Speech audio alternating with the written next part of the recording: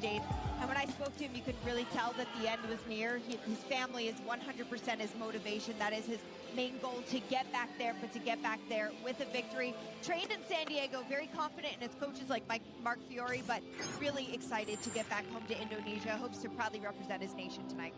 Today, I should say. Yeah, as Megan said, from the mountain village of 120 families, he says they're impoverished and they've been forgotten. He fights to lift his people out of poverty, to inspire the young kids to get led away from the bad things in life. These are the motivations. And when you have something bigger than yourself that motivates you, that's when you're getting pounded, punched, and elbowed in mount. These are the things that pull you out of those positions. So we'll see if the skill set can follow the heart that he's got moving into this scrap.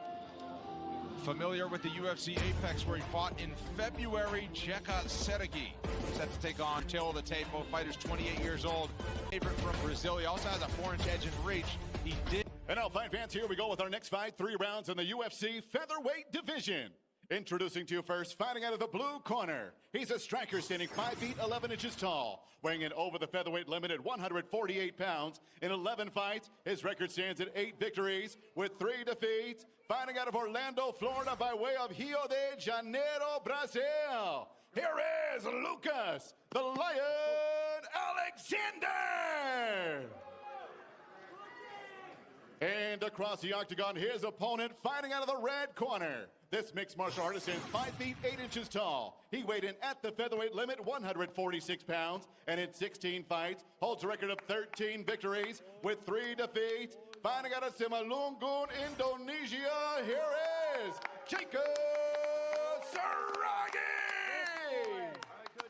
And your referee in charge of the action is Herb Dean. Veteran referee Herb Dean, first time inside the octagon this afternoon for him.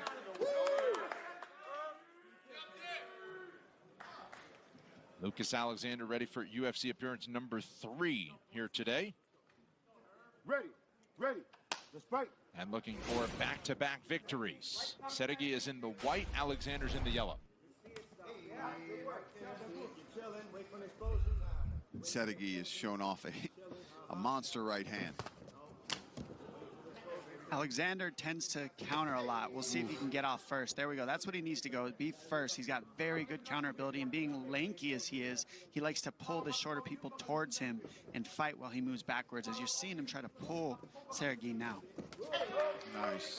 Nice leg kick there from Alexander. Feinting the takedown early on in the fight. He's just trying to get the reads, Saragih, by reaching for that, see how he reacts if he does go for a takedown.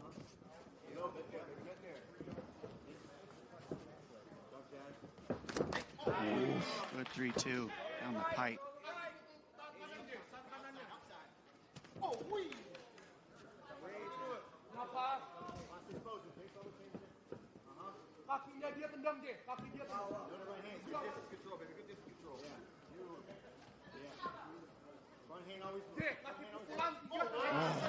Beautiful counter uppercut there from Alexander.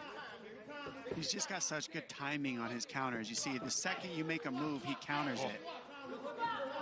Yeah, this is where he's comfortable on the feet as he spills to his back after landing a kick. And use that. Saragih! Jeka saragih! I mean, the power, he just put it on display. This is why, if the power is there, anybody can go to sleep with 4-ounce gloves. Oh my goodness. Power personified for Jeka saragih, who used that scramble to his advantage. Alexander was off balance, and he landed a thunderous right hand to knock him out in the firsts. Oh.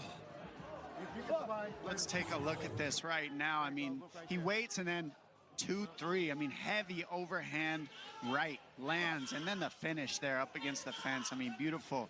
Herb Dean giving him a shot to come back together. Look how he gives the fighter a chance to get it together. Nope, not enough. Yeah, not happening today. Not happening on that one. Saragih takes away any chance of there being any fight left out of Alexander. Look at this. He waits, gets the angle, boom, overhand right. When you have that angle, you got